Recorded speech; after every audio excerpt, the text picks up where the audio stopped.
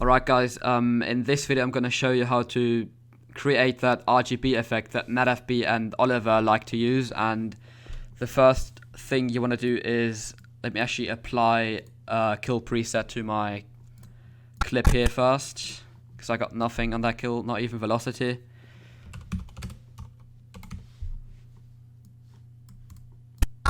So I applied that preset. Let's see how it looks like now. Looks kind of clean, but now we're gonna add the RGB. So you wanna nest your clip. You wanna duplicate your clip by holding Alt and then dragging it up. And the next thing you wanna do is you wanna click on the bottom layer, and then actually I have a preset for that, but I'm just gonna apply that preset, and then you see what I mean.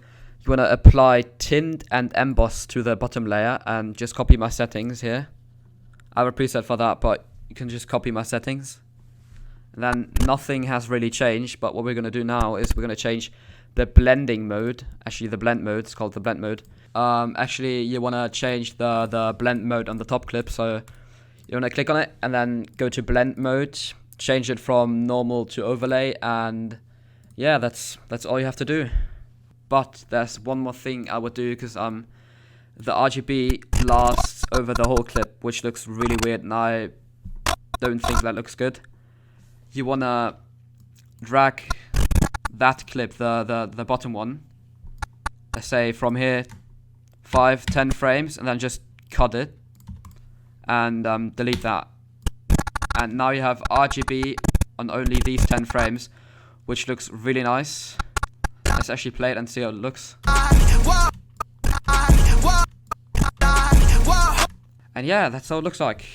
Actually, a really nice effect in my opinion.